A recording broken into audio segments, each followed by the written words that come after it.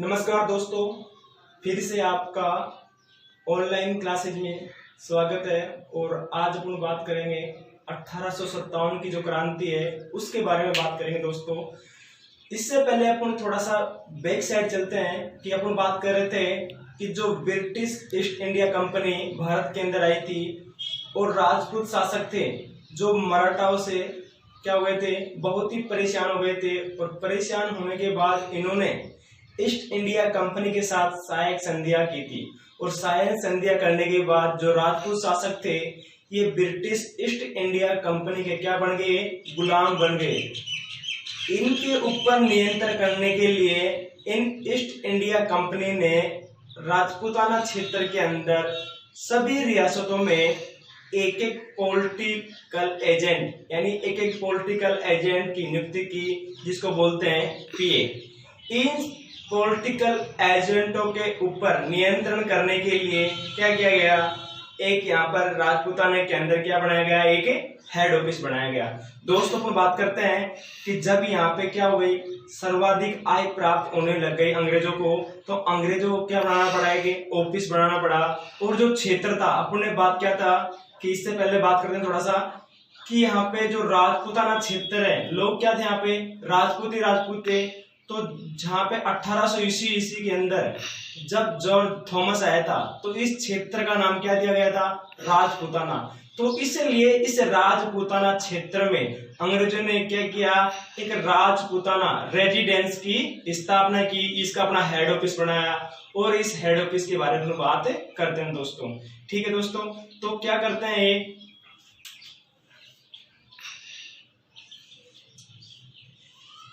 Rajputana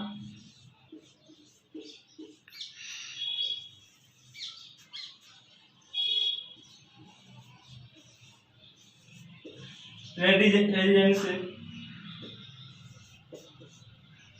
Rajputana residence की स्थापना करते हैं। इस राजपूताना रेजिडेंस के माध्यम से सभी रियासतों के अंदर एक एक पॉलिटिकल एजेंट की नियुक्ति की गई। और इन पॉलिटिकल एजेंटों का जो प्रमुख कार्य था, इन शासकों से क्या था, कर उगाना था। कि जो अंग्रेजों द्वारा लिए जाने वाला जो कर था वह खिराज नामक था। अपन बात कर रहे थे दोस्तों कि जो मुगलों द्वारा लिए जाने वाला कर था वह कौन सा था, दस्तक कर था। कौन सा कर था, दस्तक। मराठा द्वारा लिया जाने वाला कर था कौन था, चौथ कर। और अंग्रेजों द्वारा लिए जाने वाला कर कौन था, खिराज कर था दोस्तों। तो इस प्रकार से यहां पर इस खिराज उगाने के लिए पॉलिटिकल एजेंटों की नियुक्ति की गई। और पॉलिटिकलों के ऊपर नियंत्रण रखने के लिए राजपूताना क्षेत्र के अंदर क्या किया गया, राजपूताना रेजिडेंसी की स्थापना की गई। राजपूताना रेजिडेंसी की स्थापना की गई। इसकी स्थापना दोस्तों अपन बात करते हैं, इसकी स्थापना की गई थी कब, 1832 ईस्वी में। कब की गई थी, 1832 ईस्वी में। तो ध्यान रखना मित्रों, इसकी स्थापना कब की गई थी, 1832 ईस्वी में। अगर इसकी स्थापना करेंगे तो उस समय यहां पे क्या होगा, क्या होगा, वो शासक भी होगा, गवर्नर जनरल होगा इस समय। तो इस समय भारत का गवर्नर जनरल था लॉर्ड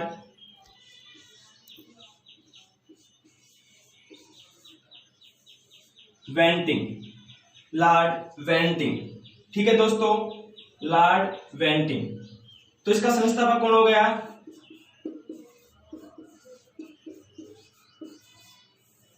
लॉर्ड वेंटिंग। ठीक है मित्रों, इसके बाद हम बात करते हैं कि इसका लॉर्ड वेंटिंग संस्थापक था, तो इसकी स्थापना कहां की गई थी,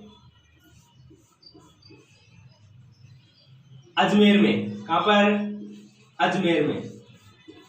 और अजमेर में बोले तो महेंद्र या इसको बोलते हैं अकबर का दुर्ग। इसके अंदर की गई स्थापना कहां पर? तो स्थान कहां पर? अजमेर में। और अजमेर में कहां पर? मैगजिग या अकबर के दुर्ग के अंदर। ठीक है दोस्तों, अपन बात करते हैं कि इसकी स्थापना की गई तो यहाँ का इसका जो प्रमुख अधिकारी होता, किसका? राजपूताना रेजिडेंसी का एक प्रमुख प्रधान या मुख्य पद या मुख्य अधिकारी। इसका जो मुख्य अधिकारी था, एक पद बनाया गया था जिसका नाम है दोस्तों एजीजी। क्या बनाया गया था? एजीजी। ठीक है, तो मुख्य अधिकारी,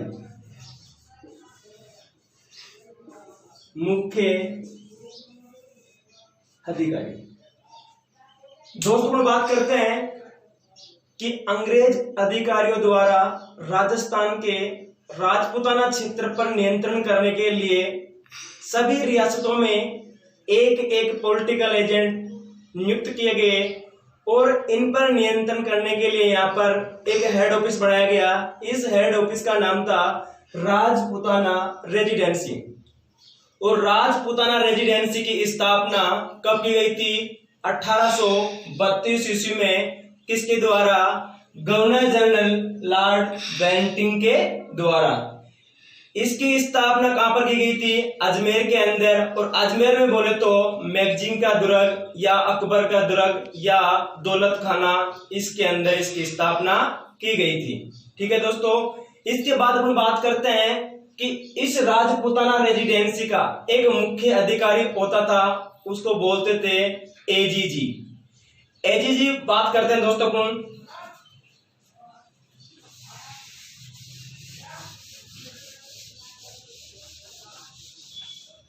जिसका मुख्य अधिकारी था,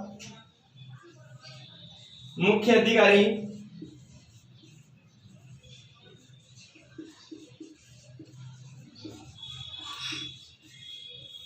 कौन था? एजीजी। अभी एजीजी की फुल फॉर्म होती है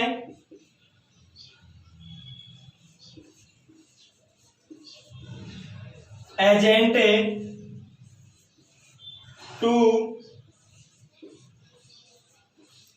गवर्नर जनरल।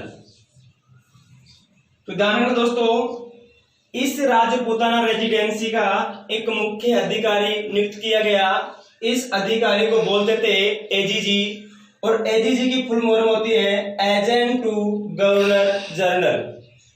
राजस्थान का इस राजपूताना रेजिडेंसी का प्रथम एजीजी, इसका प्रथम एजीजी वो बनाया गया था मिस्टर लोकेट को।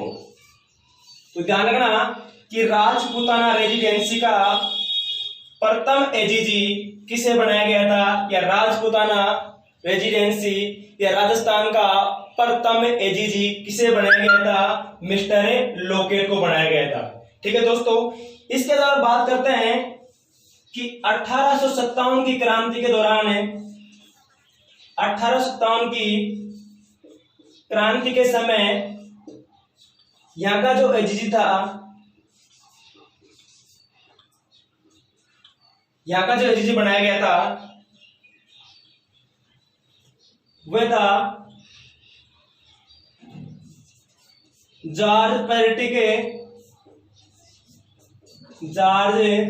पेर्टिके लॉरेंस। किसको बनाया गया था 1857 क्रांति के दौरान? George Patrick Lawrence. फिर से देखते हैं कि राजस्थान का जो राजपूताना रेजिडेंसी थी, इसका मुख्य अधिकारी एक पद था जिसका नाम था एजीजी। क्या नाम था? एजीजी। और इस एजीजी की फुल फॉर्म होती है एजेंट टू गवर्नर जनरल। क्या होती है? Agent to governor general. दोस्तों इसके बाद बात करते हैं कि राजस्थान का प्रथम एडीजी किसे बनाया गया था, तो वो कौन था, मिस्टर लॉकेट। इसके बाद बात करते हैं दोस्तों 1857 की क्रांति के दौरान या 1857 क्रांति के समय राजस्थान का एडीजी कौन था, वह कौन था, जॉर्ज पेर्टिके लॉरेंस था। कौन था, जॉर्ज पेर्टिके लॉरेंस। इसके बाद बात करते हैं दोस्तों जो इसका मुख्यालय बनाया गया था, तो आपको पता होगा ही कहां पर इसका मुख्यालय, अजमेर। तो बात करते हैं दोस्तों इसका मुख्यालय था शीत ऋतु में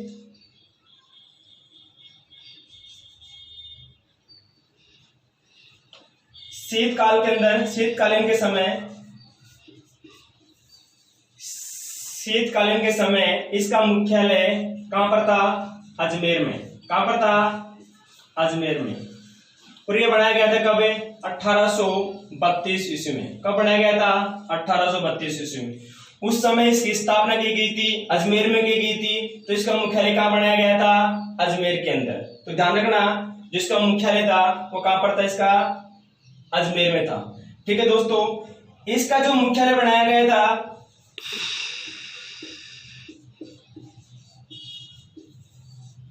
कब बनाया गया था, ग्रीष्म ऋतु में।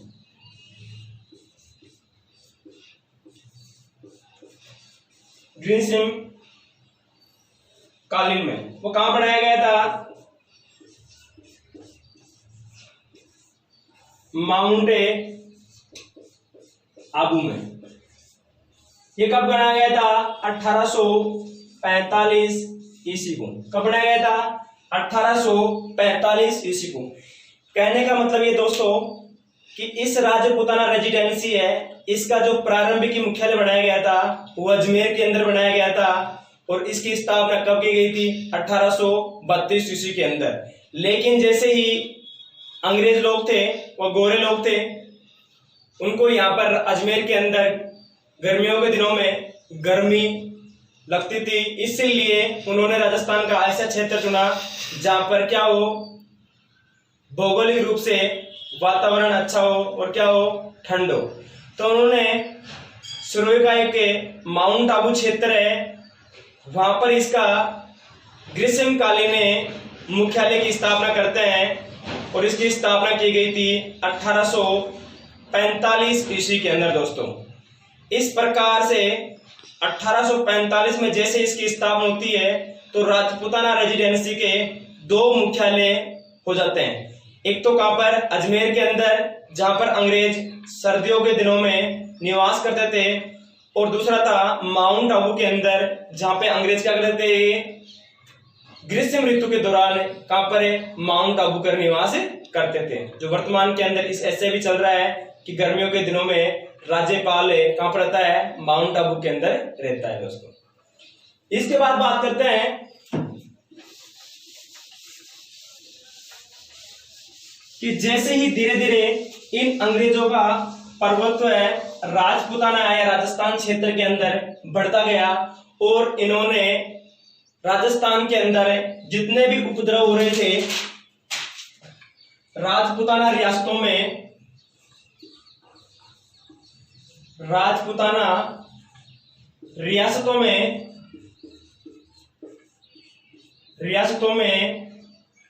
उपद्रव ज्यादा बढ़ रहे थे। इन पर नियंत्रण करने के लिए दोस्तों अनेक क्षेत्रों में सैनिक टुकड़ियों की स्थापना की जाती है। ठीक है, तो इन उपद्रवों को रोकने के लिए सैनिक टुकड़ियों का निर्माण किया जाता है। तो राजपूताना क्षेत्र या राजस्थान में प्रथम सैनिक टुकड़ी का जो निर्माण किया गया था वह सैनिक टुकड़ी थी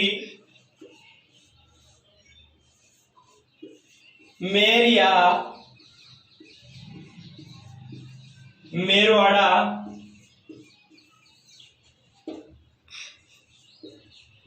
सैनिक टुकड़ी।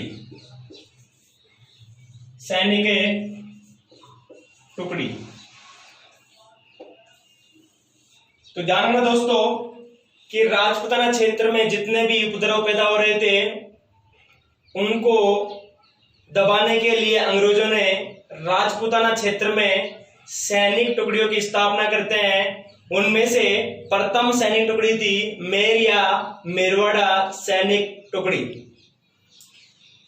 ठीक है, इसकी जो स्थापना होती है दोस्तों, इसकी स्थापना होती है 1822 ईस्वी में। कब होती है? 1822 ईस्वी में। और इसका मुख्यालय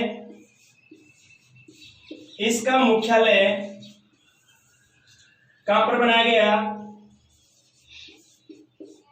ब्यावर में। तो ध्यान रखना दोस्तों कि मेरवाड़ा बटालियन की या मेरवाड़ा सैनिक टुकड़ी की स्थापना 1822 ईस्वी में की गई थी और इसका मुख्यालय कहां पर बनाया गया था? ब्यावर में बनाया गया था। और इसके अंदर जो सैनिक टुकड़ी थी उनकी नियुक्ति थी केवल इसमें मेर और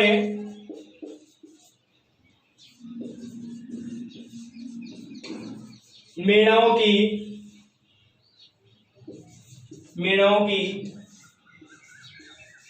भर्ती होती थी। तो आपको यह भी ध्यान रखना है कि इस सैनिक टुकड़ी में केवल मेर और मेणाओं की भर्ती की जाती थी, इसके अलावा कोई भी जाति की यहां पर भर्ती नहीं की जाती थी। तो पहली कौन सी है? मेर या मेरवाड़ा सैनिक टुकड़ी। इसके बाद बात करते हैं दोस्तों शेखावाटी ब्रिगेड। नंबर 2 है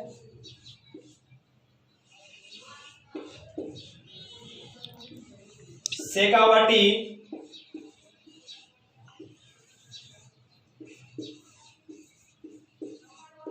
ब्रिगेड। इस शेखावाटी ब्रिगेड की स्थापना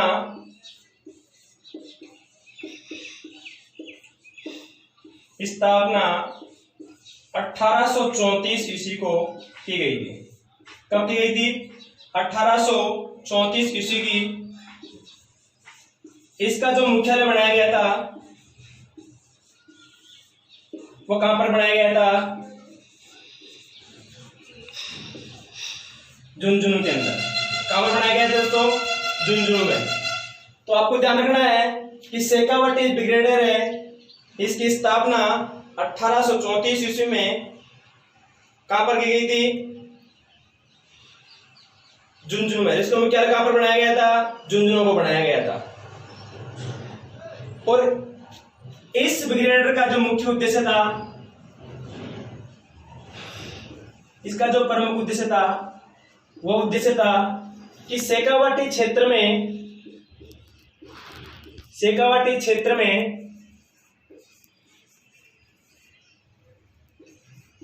हो रहे आंदोलनों को कुचलना।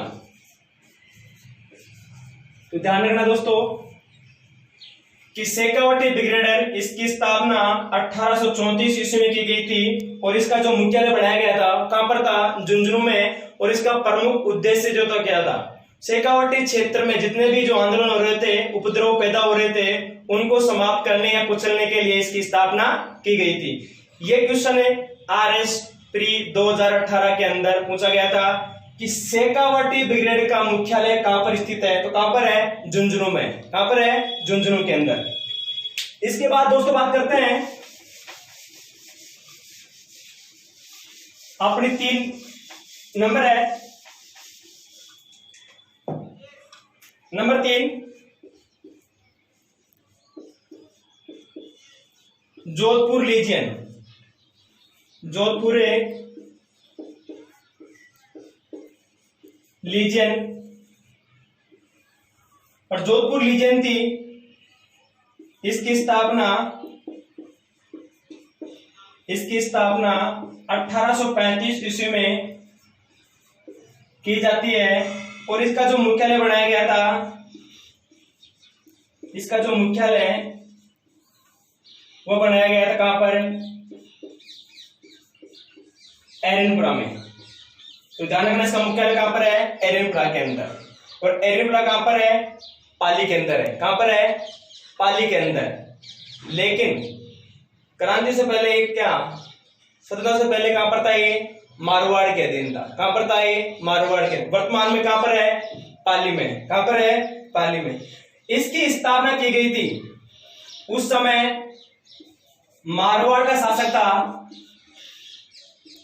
मानसिंह राठौड़। कौन था, मानसिंह राठौड़।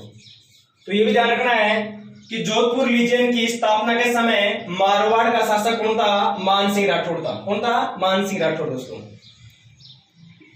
इसके अंदर इस सैनिक टुकड़ी में, इस सैनिक टुकड़ी में मारवाड़ के सैनिक थे। कौन थे, मारवाड़ के सैनिक। मारवाड़ के सैनिक थे जिन्हें पूर्वीय सैनिक भी कहा जाता था। एक बार सामने देखो आप, जोधपुर लीजियन। जोधपुर लीजियन की स्थापना 1835 ईस्वी के अंदर की गई थी और जो इसका मुख्यालय बनाया गया था वो कहां पर बनाया गया था, एरनपुरा के अंदर। तो एरनपुरा कहां पर है, पाली के अंदर। दोस्तों ठीक है, इसके बाद बात करते हैं कि इस जोधपुर लीजियन की स्थापना के समय जो मारवाड़ के शासक थे वो कौन थे, मानसिंह राठौड़ थे। कौन थे, मानसिंह राठौड़।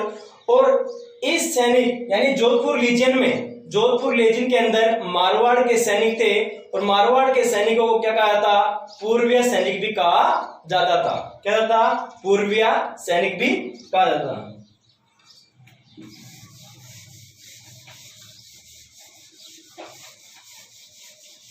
इसके बाद हम बात करते हैं दोस्तों, नंबर 4 है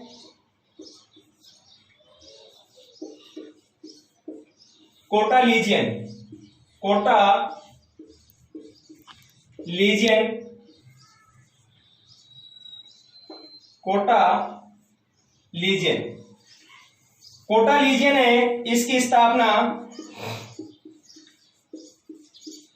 स्थापना दोस्तों 1838 ईस्वी में की गई थी और इसका जो मुख्यालय बनाया गया था,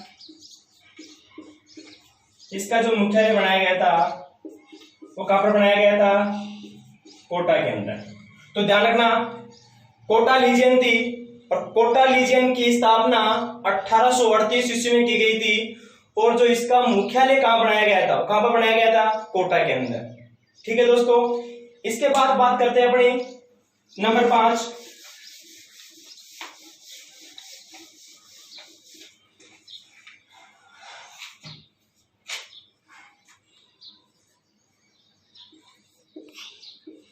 मेवाड़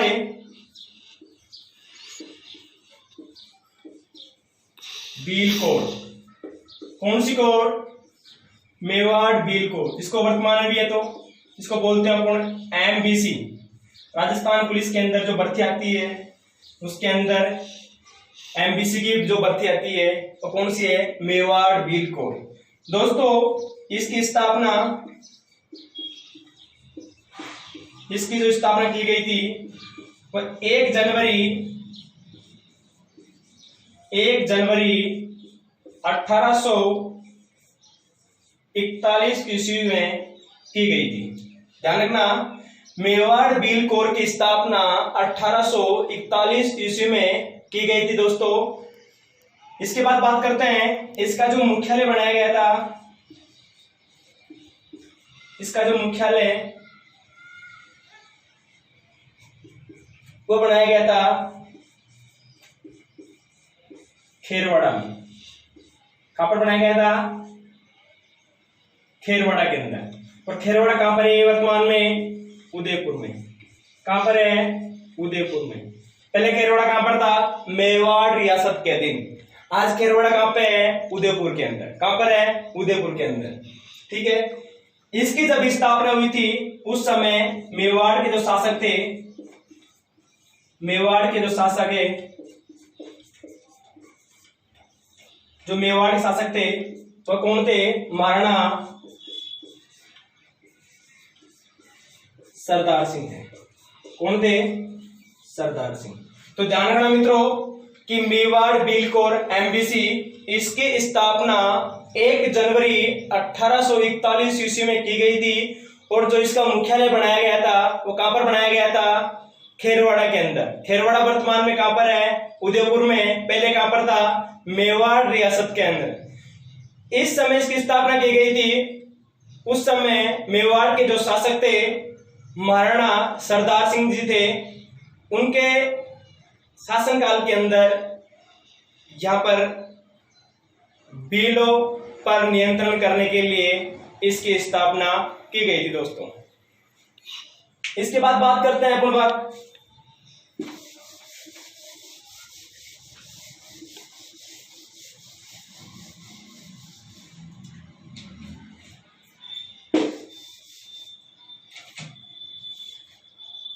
कि भारत में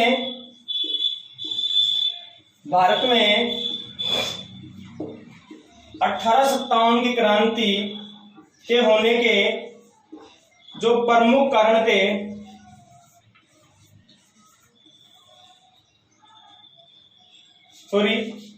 मुख्य कारण 1857 के जो कारण थे